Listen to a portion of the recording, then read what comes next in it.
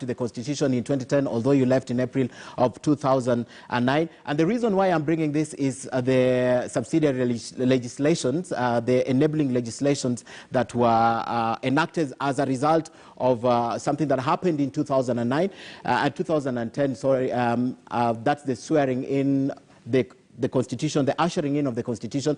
But I want to take you back to the fact that the retired President Kibaki was sworn in at night, and there were a lot of issues. So an enabling legislation that came up after that is the assumption... What issues were there, so that I may...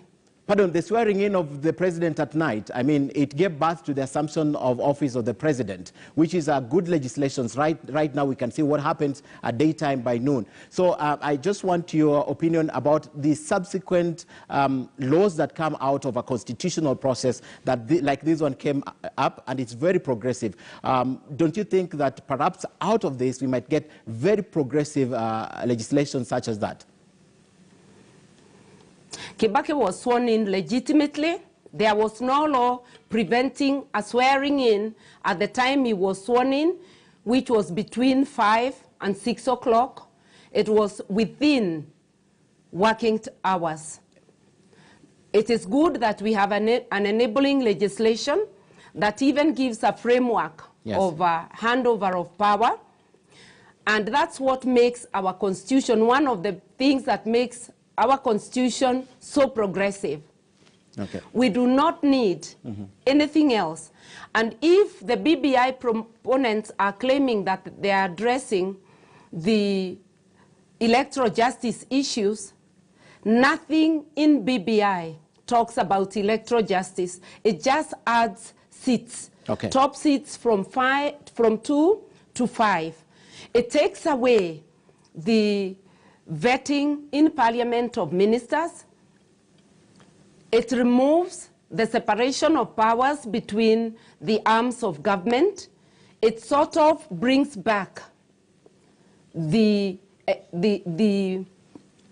imperial presidency, if you like. Okay. And the parasitic state, which the top leaders, together with the top civil servants, capture the state and suck it clean. Okay.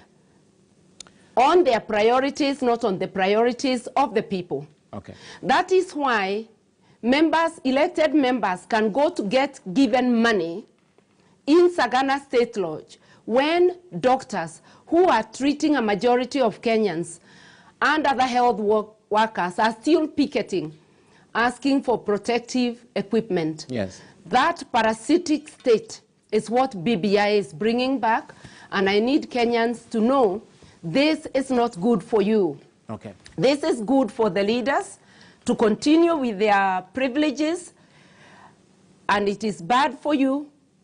It downgrades your priorities and takes away your voice to the extent that as a Kenyan, when you speak like I'm speaking, they'll be trying to say for whom you speak, like you have no head of your own. Thank you very much, Honorable Martha Karua, for your insights tonight, and we will always protect your right to speak. Thank you very much for coming to News Hour tonight. Thank you, Ken. You're welcome. All right, let's bring back the discussion right here.